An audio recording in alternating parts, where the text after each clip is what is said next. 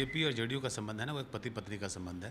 BJP बोल रही है कि हमें एक अमुक आदमी है वो नहीं चाहिए मंत्री के रूप में, और आरसीपी अगर इस तरह की बातों को लेकर पब्लिक में आते हैं तो नीतीश कुमार को राजनीतिक नुकसान पहुंच सकता है। नीतीश कुमार किसी भी हालत में ये कुर्सी नहीं जाने देंगे। नीतीश कुमार और लालू यादव या आरजेडी जो है वो विरोधी थे, बट कब वो दोस्त हो जाएं, कब वो हमसफ़र हो जाएं, इसको आप नकार नहीं सकते। नमस्कार, आप देख रहे हैं देशवा न्यूज और मैं हूं आपके साथ कुमार कौशिक। मौसम गर्म है और बिहार का सियासी मौसम भी काफी गर्म है। सियासी पारा भी चढ़ा हुआ है, काफी उथल पुथल मचा हुआ है। लग रहा है कि जेडीयू और बीजेपी अलग हो जाएंगे और आरजेडी के साथ सरकार बनेगी। इस तरह की चर्चाएं गर्म है, लोग चर्चा कर रहे हैं। और हमारे साथ हैं सीनियर जर्नलिस्ट प्रभाकर कुमार जी, जिनके पास काफ़ी लंबा अनुभव है, जिनसे हम बात करेंगे इस विषय पर कि आखिरकार इनकी राय क्या है इस विषय को लेकर के।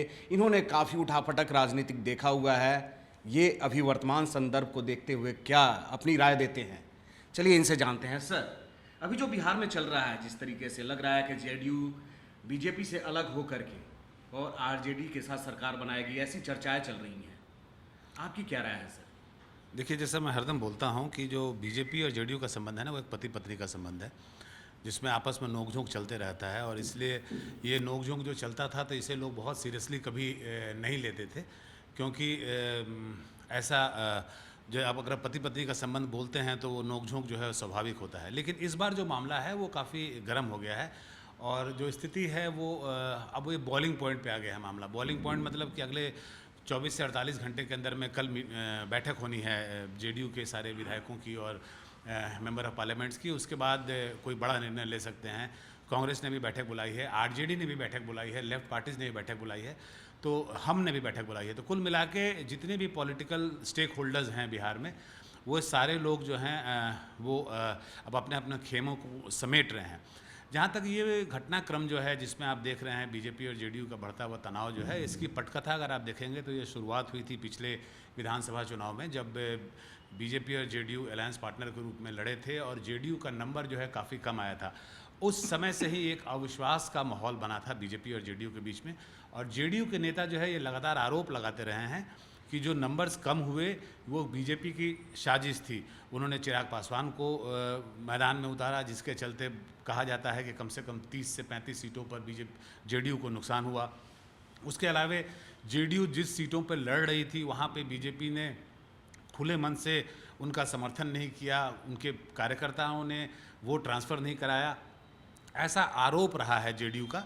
तो उसी समय से ये पटकथा लिखी जा रही थी। उसके बाद आपने लगातार देखा है, चाहे वो स्पीकर का मामला हो, जो बीजेपी के स्पीकर हैं उनके साथ नीतीश कुमार की जैसे हाँ के साथ जैसा मामला हुआ, या और भी बहुत सारे मुद्दों पे लगातार दो मिनिस्टर्स की बात कर रही है जेडीयू। लगातार मांग कर रही थी कि 2 मंत्री बनने चाहिए जेडीयू कोटे से, क्योंकि हमारे पास मेंबर ऑफ पार्लियामेंट ज़्यादा हैं।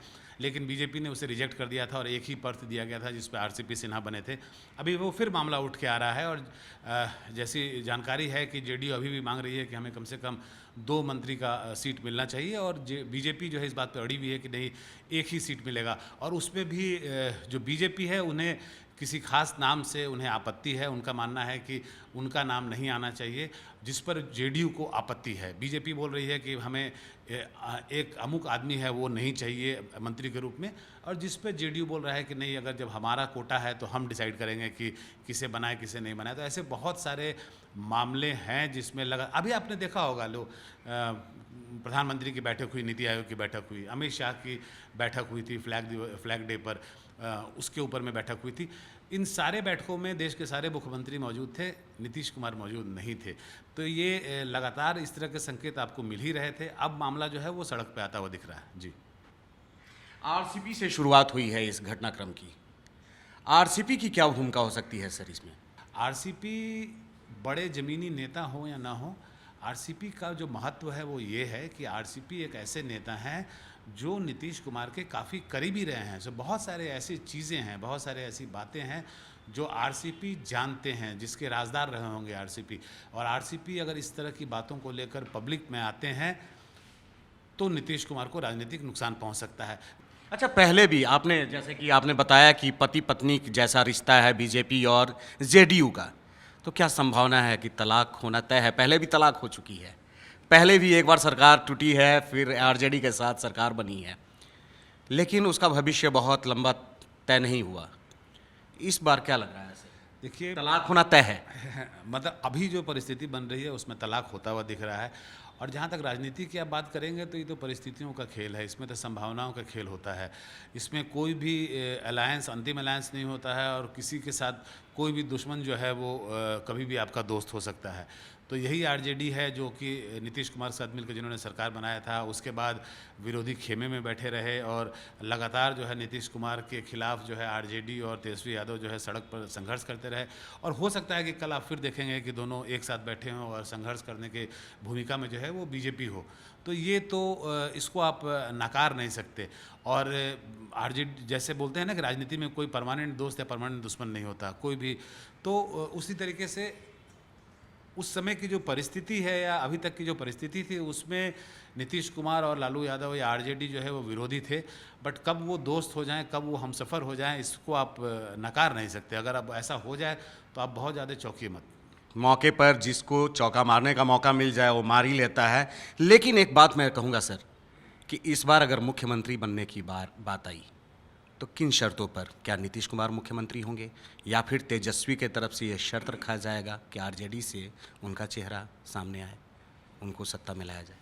देखिए, पहले तो अगर जिस तरीके से परिस्थिति बदल रही है और जितनी तेज़ी से बदल रही है, तो ये सारी बातों को उन्होंने आपस में ज़रूर सुलझ लिया होगा, सुलटा लिया होगा। इस बातों पर, इस पर सहमति बन गई होगी। जहाँ तक मैं नीतीश कुमार को समझता हूँ, जहाँ तक बिहार की राजनीति को समझते हैं, उसमें जहाँ तक मुख्यमंत्री कुर्सी की बात है, नीतीश कुमार कभी भी अपने हाथ से नहीं जाने देंगे। वो जाना उनके लिए राजनीतिक पॉलिटिकल सुसाइड होगा, क्योंकि उन्होंने एक बार जीतन राम मांझी को कुर्सी पर बैठा कर देख लिया है। और जीतन राम मांझी उतने बड़े ज़मीनी नेता नहीं थे, उतना बड़ा उनके साथ उनका राजनीतिक कद नहीं था। अपने हिसाब से उन्होंने सबसे कमज़ोर व्यक्ति को बनाया था मुख्यमंत्री। और वो जब वो कर सकते हैं तो तेजस्वी यादव तो उनके पास तो कास्ट का वोट बेस है, उनके पास तो लालू प्रसाद यादव की लेगेसी है, तो वो जो करेंगे उसको आप फिर सोच नहीं सकते। इसलिए मेरा मानना है कि कॉम्प्रोमाइज़ होगा, एक फार्मूला बनेगा, बट नीतीश कुमार किसी भी हालत में ये कुर्सी नहीं जाने देंगे। हाँ, नीतीश कुमार पर तो आरोप भी लगते रहे हैं, कुर्सी कुमार बोलते हैं, कुर्सी कुमार बोलते हैं, पलटू राम बोलते हैं, सत्ता लोलुप उनको बोलते हैं कि सत्ता से बहुत। कि अब अगर इस बार ये अलायंस टूटता है और वो आरजेडी के साथ जाते हैं, तो पलटू राम बोलने वाले लोग अपनी आवाज़ कितनी तेज़ कर लेंगे, क्योंकि वो तो बोलेंगे कि भाई देखिए हम तो इनको पलटू राम बोलते थे, देखिए इन्होंने साबित कर दिया कि पलटू राम हो गए। पलटू राम वही हुआ ना, आप आरजेडी के साथ थे, फिर आप बीजेपी के साथ आए, फिर वापस आप आरजेडी के साथ चले गए, तो पलटू राम के डेफिनेशन को आपने प्रूव कर दिया। और कुर्सी कुमार उनके विरोधी बोलते ही हैं उनको। बट मेरा मानना है कि कोई भी जो राजनीति में रहता है ना, वो कुर्सी के लिए ही रहता है। मतलब जैसे आप ज़मीन पर संघर्ष करने के लिए राजनीति कर नहीं रहे हैं, आप ऐसा कोई मुझे बता दीजिए कोई पॉलिटिकल पार्टी या नेता जो का कि मतलब जिनकी इच्छा ये हो कि केवल वो विपक्ष की राजनीति करें और ज़मीन पर संघर्ष करें, ऐसा तो कोई होता नहीं है। सभी चाहते हैं कि सत्ता में जाए, वो कुर्सी पर जाए। बिल्कुल, और इसमें गलत भी नहीं है। ऐसा अगर ऐसा कोई चाहता है तो गलत नहीं है। आपको एग्ज़ाम देते हैं तो इसीलिए एग्ज़ाम देते हैं कि आप पास होना चाहते हैं उसमें। आरजेडी के साथ जेडीयू अगर चली जाती है, सरकार बना लेती है, तो बीजेपी की क्या भूमिका हो सकती है सर? क्या आगे क्या हो सकता है? देखिए, अभी अगर आरजेडी के साथ जेडीयू सरकार बनाती है तो भूमिका बीजेपी की स्पष्ट है। बीजेपी को विपक्ष में बैठना होगा, बीजेपी को विपक्ष में बैठना होगा। बीजेपी के सामने एक चुनौती बहुत बड़ी हो जाएगी। चुनौती हो जाएगी 2024 की लोकसभा से, बिकॉज 2024 में आपको वो चुनाव लड़ना है जिससे नरेंद्र मोदी देश की सत्ता के शीर्ष पे बैठेंगे। 40 सीटें हैं लोकसभा की बिहार में, 38 सीटें अभी आपके पास हैं। आप नीतीश कुमार के साथ लड़ रहे थे, कल उसी 40 सीटों पे वापस चुनाव होगा जिसमें कि बीजेपी एक तरफ होगी और जेडीयू और आरजेडी एक साथ होगी। तो वो समीकरण बदल सकता है, वो नंबर बदल सकता है। अब वो नंबर जो है वो उनको ज़्यादा नुकसान करेगा। तो जो पूरी चिंता है, मेरा मानना है, वो बीजेपी का 2024 होगा। 2025 के लिए बहुत ज़्यादा चिंतित नहीं होंगे, जबकि बिहार में चुनाव होगा। 2024 के लिए वो ज़्यादा चिंतित होंगे, बिकॉज ये 38 सीट जो है ये पूरे नंबर गेम में जो लोकसभा में चाहिए आपको, उसमें बहुत इंपॉर्टेंट नंबर है ये। तो उस नंबर को बीजेपी चाहेगी किसी भी तरीके से रिटेन करना। इसलिए बीजेपी अगर फायर फाइटिंग मोड में आ जाए और हम जितनी भी कयास लगा रहे हैं उस कयास से पहले उसको अगर रोक दिया जाए तो आप बहुत आश्चर्यचकित मत होइएगा। बहुत बहुत धन्यवाद सर अपना अनुभव शेयर करने के लिए। तो आप लोगों ने सीनियर जर्नलिस्ट प्रभाकर कुमार जी से सुना कि क्या कुछ हो सकता है अगर पति पत्नी यानी कि जेडीयू और बीजेपी में तलाक होता है तो 24 के चुनाव का प्रभाव क्या होगा, उस समय क्या असर होगा, आज का जो भी निर्णय होगा उसका असर 24 में क्या देखने को मिलेगा, ये संभावना सर ने व्यक्त किया जिसको आप लोगों ने सुना। तो आगे क्या कुछ होने वाला है, क्या कुछ होगा, इसके लिए आप लोग देशवा न्यूज़ के साथ बने रहिए और देखते रहिए देशवा न्यूज़। तो अब तक के लिए बस यही तक, फिर मिलते हैं नए मुद्दे नए सरोकारों के साथ। तब तक देशवा न्यूज़ देखते रहिए। अच्छा लगे तो सब्सक्राइब कीजिए, लाइक कीजिए, अपना सुझाव देना नहीं भूलिए। नमस्कार।